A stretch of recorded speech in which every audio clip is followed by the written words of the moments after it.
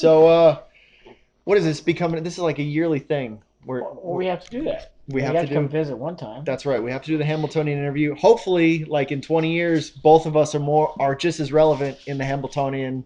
You probably will be much more relevant than I will be in 20 years. Hopefully, in But 20 years, we're both reminiscing about what we did and had a good time doing it. that's well. What I mean is, you hopefully you'll still have Hambo horses to drive, and I'll have Hambo coverage to talk about. Getting old, Ronnie, man. I'm Me too. I 36, know we're man. I'm both getting old. 36. I'm 32. It's I just used to be the kid. Now I'm the veteran. now the veteran, right? Yeah. You look at some of these kids, and you're like, oh, I remember when I was your Yeah. age. Yeah. But that's what we're here to talk about. Let's do some reminiscing. How about Let's do that? it. Let's do it. You want to start right from the beginning? Because listen, okay, we talked about your win with market share. Go back and listen to that. That was like we talked about some of the other ones. Go back and listen to that. So we're not going to talk about that. We're going to talk about some of the other things. So let's start from the beginning. First Hambo. My first Hambo. Yeah, was that Pampered Princess? It was Pampered Princess. 2007. Yeah. Okay, so that's a hell of a first start. Big step. I think I was 24, 25 years old. Yeah, And, do the math on that, whatever. something it is. like that. And it was a good opportunity. I wish I could go back and replay that race because I'd have drove it totally different. Okay. Looking back, they kept telling me how good she was, and she was great. And I drove her to win. I should have just eased up on Ronnie. And if I don't win, take my second. I went right to him, and we raced the third quarter, and my mare got tired against a great horse, Donato Hanover. Yeah. Pretty, going back to today, I would have rode up there, and hopefully Donato's no good. If I ride up there, take my second. If I don't win, but the owners wanted to win, I wanted to win. I took a big shot, and it just didn't work. Well, that was Ricky Bobby, right? That was. If you're not first, you're last. That's right. If you're not first, you're last. That's right. So, have you seen some of the other young drivers in a big race like that? Not just a Hambletonian, but some of these other big races make that win or last mentality. We all do it. It's whether it's wrong place, wrong time, or that horse it felt so good, and you want to take that big shot, and it just didn't work. Going back, I wish I would have just eased up there and tried to look him in the eye, and then best horse wins from there. But I went right at him, and my mare just couldn't go 5/8 of a mile. How'd you feel like going in the last turn? Because you stuck about 3/4 of a length. She felt awesome. When I first moved her out of the hole, she tried to ride up to Donato's head, and she got tired after that. But I used a lot of sprint there in that bottom turn down there, and just made her tired. Was that something that you thought about going into the race, or did you figure, well, I gotta move at some point and be the aggressor? Well, I was so pumped up because Jimmy said I can't lose. And the owners are telling me so I it's can't Jimmy's lose. fault. It's Jimmy's fault. No, it's not his fault. But he had me so pumped up. I was ready. I was like, I can't lose no matter what I do. I got too excited, and I messed that one up a little. And bit. you had a couple big wins at the time. I think the year before you won the pace, right, with Teague's horse. Yeah, Southwind Links. So you had already started to win some big races. It was rolling. I was doing good at the time. She just felt great, and I said, you know what? Most people wouldn't do this, so I kind of went against the grain, and that one definitely backfired. So it didn't work. So I tried, but you tried. I will never fault the driver for trying. Yeah. It's when you get locked in and you're. But like, it costs money. If I'd have just raced, sometimes you have to race for a second, knowing that Donato's on the front.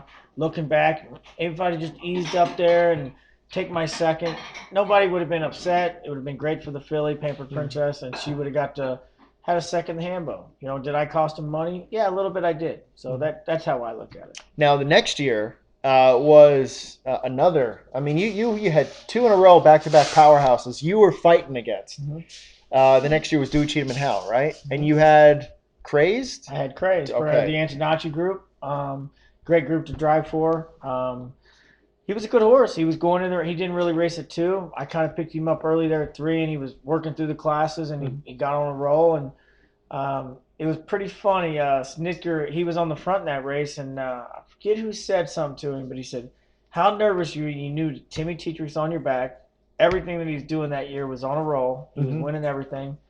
And he goes, I was nervous. He tipped off my back, and my horse, Dewey just drove away from my horse. But my horse did a great race, Crazed, and, he was a player, and he almost got there. He almost got the job done.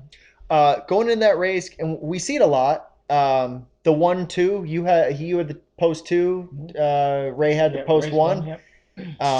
and Ray picked the 1, right? Yeah, he did. And then you got to pick the 2 Yep, because he of had first pick. He took Rail, which is great. And I was like, man, if I can follow Dewey around here, I know Ray can get one to leave. So I'll just follow Dewey around here, and best horse wins from the top lane home. And I had every chance, and Dewey was just better than that horse that day. Do you think that going back to the year before, that maybe I learned the lesson of being overly aggressive, and now this time it's like I'm gonna put my horse in the chance, best horse to win, not do anything to cost myself any money. Every race is different. I had every opportunity at the crazed race. I don't think I could have done anything different. I was just second best that day. That day didn't it rain? It's one of the few Hamiltonians we've had where could it have rained that day. Yeah, it could have. It probably did. I just don't remember. But I had every opportunity. My horse trotted great. He was sound. Frankie put the best horse he could put on the racetrack. He was ready to rock, and Dewey was just better that day. Sometimes you get beat. Sometimes you lose way more than you win. That's for sure. You lose way more. Now going through some of the other years, I know I can't. I think it was It was a 9-hole. Smiling Eli. Does that sound okay? Smiling Eli. Is this your? I don't want to say proudest, but a synonym to proudest, where it's like I earned that second. The horse did his job, but I mean that was you were that the horse had hole. a tough go because I picked that horse off over the winner for Georgia Sharm. I had for Carl Conti and those people. I was driving that horse and he got scratched like 2 weeks out going into a race, and I thought he was the better horse than Descharm's horse, but it didn't work out that way. He raced good. He off like 4 weeks going into elimination, and the final he drew the 9-hole. He raced his eyeballs out and he got beat. But it was very good that he ended up finishing second. Because that horse, in my heart, I thought he was the best 3-year-old that year. But watching the final, you busted out of there. Oh, he could leave like a runner. So that was something that the horse was normally like. That was his. That was could do it. On his game. He was very fast, very talented. Just leading into the race, he had some things that kept him from being at his top shape, top form. Didn't get to race enough. But the horse raced great. He pulled a second out, and I've had 2 seconds in the hammer. You've had 2 seconds, yeah. And I kind of felt like, do you sometimes feel that? And I don't care about naming specifics, but a driver can either underdrive or overdrive in these big races. Maybe the horse doesn't do something that he normally does, and they're trying to force the issue. Well, at that point, I knew what I had to do to even be in the race. Mm-hmm. I had to take a shot. Whether I get parked, I think it was Wings of Royalty, right? Royalty for life. Yeah, there's a spot there, and that first quarter, you bust out of there, but Brian doesn't want to let you go. He didn't, and he told me, said it's not happening. He told me in the first turn, right in the race. He said it's not happening. It's not happening. I went right at him, and he said it's not happening. I almost cleared him. I was like, a foot, 2 foot from clearing him, and luckily I got to drop in the 2-hole and get to track him, and my horse raced great and finished second. How many times does that actually happen? Whether it's you're saying not happening? Oh, it works both ways. I've done it to him and done it to other drivers. And there's no hard feelings generally. No, it's just, hey. It's business, and I get it. He had the best horse that day, and going into it, his horse was sharp. And when I was driving, he was making breaks, and Brian got on him, helped him. He did really good. I always thought that horse was very, very talented, but he was making mistakes for me. And the other horse, he was winning everything, and so I picked the other one. Do I regret it now? Yeah, I regret it. But God bless Descharm. He did a great job fixing that horse, and he had the best horse that day on Hamburg. When you're in a spot like that, where the horse can leave, you're hoping to get second, third, fourth, depending on the trip. Because realistically, like you said, the other horse was the better horse, and you're saying, I got to work out a trip here. I got to work out something to get some money.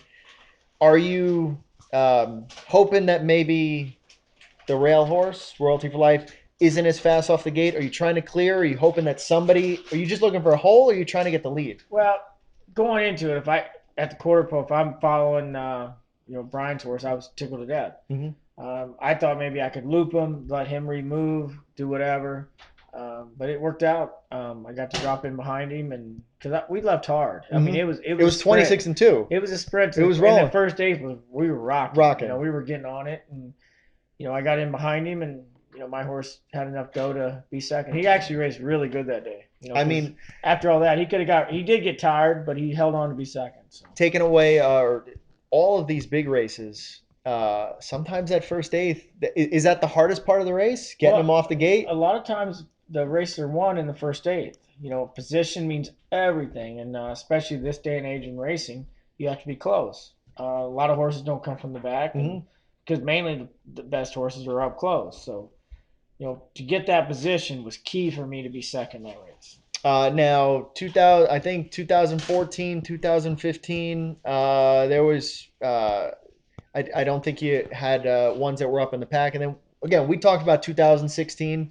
Let's talk about 2017. Do we have to? Listen, I just drove from Marcus Melander to here, okay? So now we had the train. I don't know what the order this is going to be released in. This may be before Marcus's. This may be after Marcus. I don't know. We'll see. I'm sure that you've trained some horses, your family, all that stuff like that, but you're a driver. Right. Marcus can drive, but he's a trainer. Right. So Marcus is on the sidelines. You're in the bike, okay? So let's do the first one. I know we don't want to. It's all right. Long Tom. Again, the Marcus one, we'll get into Long Tom. I'm just worried about we'll talk about the actual Hambo day.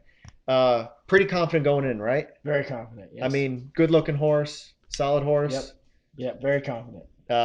First, second, third, pretty much every week. I thought I had one of the horses that could actually be a major contender for the Hambo. Right. And I think that you probably drew one of the easier limbs. Mm-hmm. The second one had Devious Man and International Money. And, absolutely. Yeah. We got the softer spot. And I look back all the time, going around the last turn, I'm getting ready to smile for the camera. Right. Like he's just coasting. And he just I still to this day don't know exactly. About, give or take, 4,500 steps in a race. Mm-hmm. One bad one, loses his balance. It was amazing. Just flipped it off. It made no sense. And I told Marcus, I said, I don't know. He touched his shin, but he's done that all the time. Right. He's never made a break. And that day, and then, he made mistakes after that. But before that, he was perfect. He always did the right thing and, overcome all those things that he would do. And that day, it just picked a really bad day to do it. Picked a really bad day to do it. And what I mean is, like, you're in the bike. Marcus is on the sidelines. There's really nothing Marcus can do other than watch. No. And he just has to move on. Just trot. All he has to do is trot. Right. You're in the bike. It must drive you crazy, maybe, that it's like, could I have done something differently? No, you can play that through your head 100 times, but I was sitting there, had the horse straight as a string. He was perfect, and he just still made a mistake. Mm-hmm. You know what happens, and it sucks. It sucks. Totally sucks. It's terrible, especially for the owners and the grooms that spend all this time with them, and it's to make mistakes on that day. It's bad. It just sucks. Now, again, you hate to say what's Trista doing? She's coming. She's coming. She wants her TV time. She wants my TV. Yeah. Well, she already got TV time last year. So now the bad thing. Okay, that happens. Now we got 25 minutes. You got to go back on the track with Enterprise, mm-hmm. and Enterprise wins the limb. Now, but before the actual crossing the wire, I'm sure as soon as you turned for the gate, or as soon as maybe even when you jumped on Enterprise on the bike, you just have to flip the page, right? You have to. You have to turn the page, go on to the next horse, give that horse all your ability. You don't think about it too much, and you just got to go back to work. Go back to work and get your job done. And you did. You have to turn the page. You got the job done. 5 or 6 years ago, I used to take it home and beat me up, and after the 5th race or that race, I'd be done. Yeah. But you just have to turn the page and keep concentrating, and because we're out there doing our best. No matter what anybody thinks, we're out there trying to win, mm-hmm. make money. We live off 5%, so you have to do it. So that race had Devious Man. That race had International Money. Mm-hmm. Right. That race had. It was stacked. It was good. Yeah. So Berg's horse. Right. Or what the hell? Yeah. Right. Enterprise ends up winning. Yep. It was tight. it but was we tight win. right We at the win. wire. A boot But and chains horse. it don't say that on the check. Though. Right. Yeah. Well, yeah. You don't care. So now it's like, okay, I'm in. I'm in the Hambo, and I get to choose my post, Yep. right? Or no, I think it was draw for. It's 5 in or 6 Right. in. You just are guaranteed not an outside Yeah. post. So he draws the 3 or 4, I believe. Mhm. No, you ready? Was there? I'm sure you had some drives in between, right? Yeah, but I was confident in Enterprise. I always liked him before. He's a little headstrong early, but he raced really good in the elimination. I thought, I still maybe could pull this out. Mhm. And it just, when Jason left from the outside, he just kind of clogged up everything. And my horse, he put in a few steps trying to get out of there, so I didn't get away as good as I wanted to in the right spot. Would you have liked to be sitting second? That or closer. Okay. I wouldn't even mind cutting it, because Okay. I think my horse can go a long way. Oka busted out of there. Aki busted hard, and Jason left hard, and David's protecting his spot, Sure. setting in the 2-hole, and the only thing I could have done different was maybe flipped out behind Jason and gone 3 deep, around the 5/8. But that's a tough call. Mhm. Meadowlands inside usually is better than being on the outside, especially in the new track. But I just decided to stay in, and my horse, he's not a big sprinter. He's a grinder, and it just didn't work out. Long stretch, but he still finished third. He did finish, yep. He got placed third and got a bunch of money for everybody. Long Tom and Enterprise had a good 2017 season. Yep. I'd love to have been long Tom sitting where I was with Enterprise, and I think he would have sprinted by some horses. And I mean, you had, and then it's still whatever it is, what it is, but you had a nice up and close view of what the hell was going on over here, right?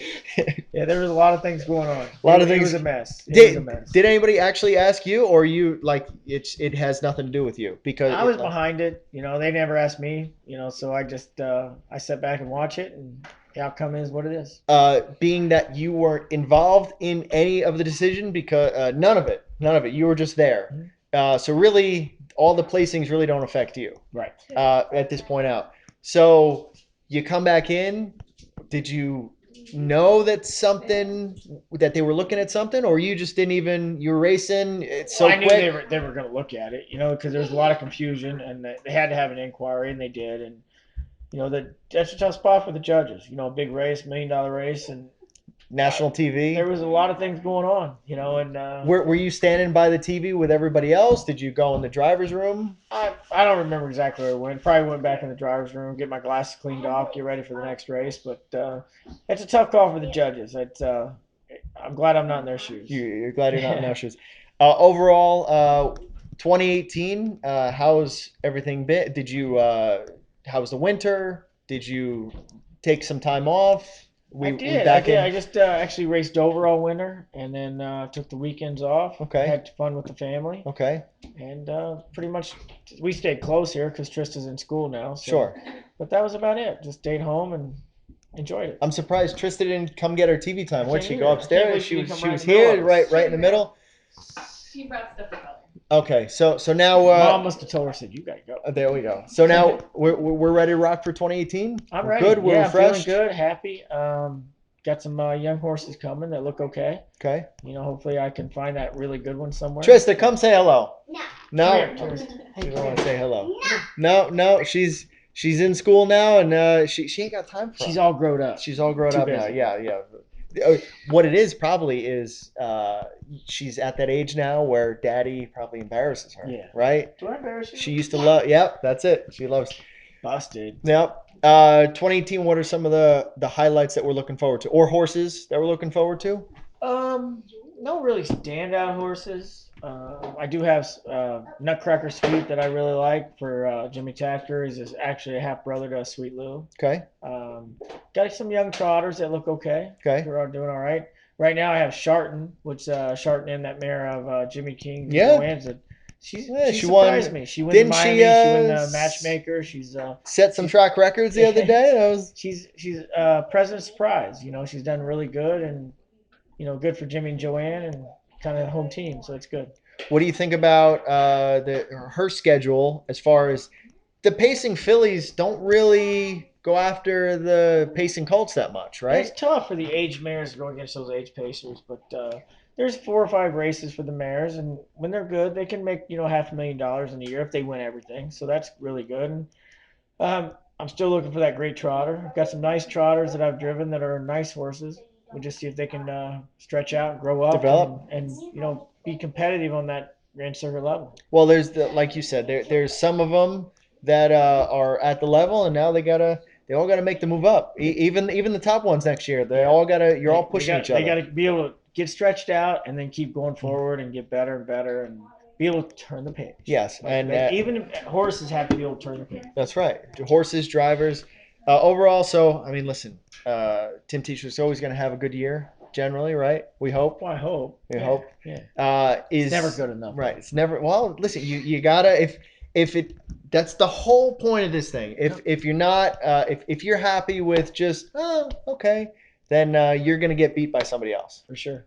So overall. 2018 again, year of I don't even know what to call it. Just the year of we got to appreciate the actual wins because they're hard. It's very hard to win races. It's very hard to win races, and luckily I get to compete in all of them, so I get more chances than most. But it's still great to get your picture taken, whether it's in a maiden or in the Metro pace. It's just cool and get to compete at a high level. That's what I've always lived for and dreamed to be at that level, and I've been here for a few years, so I'm very fortunate. And the Hambletonian's hard to win. A lot of guys who haven't even gotten a win, haven't even hit the board. Terrible. It's so hard. You got to be so lucky. It just got to be. Everything has to work. Everything has to click on that day, and it's so hard to get that job done. Are you going to be trying to win some of the races over in Europe?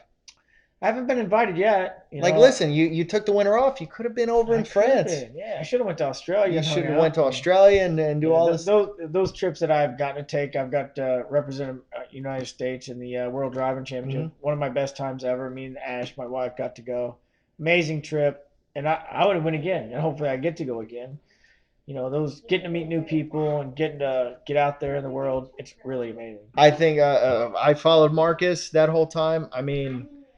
Forget about the actual racing. The racing's great, but it's just everybody else you meet. And it's just the atmosphere, getting to meet cool people. And I've still met people when I was in Australia that are still my true friends that I still call and talk to and absolutely message all the time. Mm-hmm. It's really, really cool. And now through technology, we can all same thing. I've talked to some of the guys over from Norway and Finland and stuff like that. It's kind of cool. Hopefully, when the schedule slows down, I can get to travel more and have more fun. So anything else? Was I think? The only one my producer, was bar hopping. We talked about him. No, did you? We talked about him. Yeah. That was because he came back to win the Breeders' Crown. Yeah. So we talked about it last. Okay. You're on your game. I know. I'm on my game. Listen, it's hard to. We're gonna be doing this for 25 years. We got to come up with content. Oh, last thing. How about Lazarus? Last thing. Promise. Last thing. How about Lazarus? What a horse! What I've seen of him, he's amazing. Who's training him? Who's driving him? Nobody knows. Well, I hope I am. Right. All we know is that he's going to be at Red Mile and he's going to be at Breeders' Crown. That would be pretty amazing. Hopefully he comes over and it could be really great for the sport. Do you have an open pacer that you're driving? Not like Lazarus. I'm just saying. Lazarus? Tim Tetrick's available. You'll be in Lexington? I usually go to Lexington. You'll be at Breeders' Crown? Right? Okay, I'm just saying it makes logical sense, right? Lazarus, he looks like a freak, a great horse. The trips that I've seen him go, Mark Purdon's a great trainer. Mark's one of the guys I met. Mark's a great trainer. Yep. I mean, absolutely great trainer. And Natalie is a better driver. I wouldn't want the pressure to have to drive that horse after those guys. That's true. That horse is amazing. Natalie's a better driver. I'm not saying Yeah, I said it. I said it. No. Natalie will say she's a better driver. I'm not saying it. Mark they're is both awesome people, and they're both very good horsemen. How do you if the goal is to go 145-4 as a driver, do you normally drive you don't normally drive for time, right? It's a totally different thing. How do you do that? I've talked to a lot of the guys, Billy O'Donnell, John Campbell, about time trial and stuff. It's tough. You think it's easy to go out there and go fast by yourself with a couple prompters. It's not easy. Because I did a couple for Antonacci, and I think they went 2-4. When you're supposed to go 50. Like 55, 56, these 3-year-old trot fillies, they're by themselves. I went 2-4. They didn't make a break, though. He told me after, he said, you should have made a break. It'd have been better. It would have been better, yeah. But it's tough. And I've talked to John and Billy O'Donnell, and I was there the day that Cam Best time trial. Oh, you there? And I never seen a guy, Billy O'Donnell. He turned him. There's 50 to 60 feet before the wire.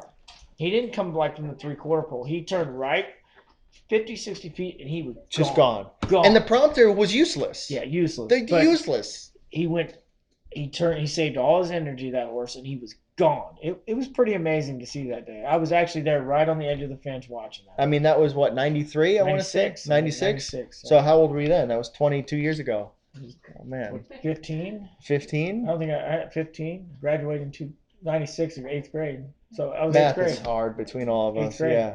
So that, I mean, were you there? Were you in the race with Mickey?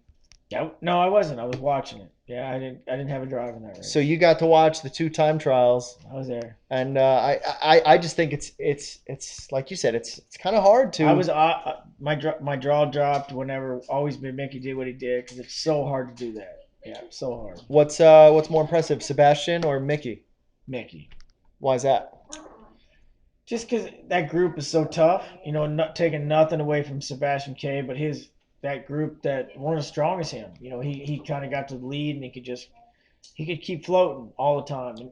I think Mickey, that was like his 15th mile. And there was under still people 48 that could make it hard for him. And Mickey didn't like to always to be 2 wide and 3 wide, but if he got to the front, it was over. And I love Sebastian K too, but Mickey was pretty special. Pretty phenomenal. So again, Tim Tetrick, this is part 3 of part 25, or year 3 of year 25, and I hope so. I'm just hoping we're both relevant, and eventually we're going to see the gray hairs, and it's coming. we're It's coming. the fat's going to start coming in, and I'm going to be 200 pounds. You'll still be driving though. Yeah, right. Yeah. So all right, thank you, Tim. See you guys.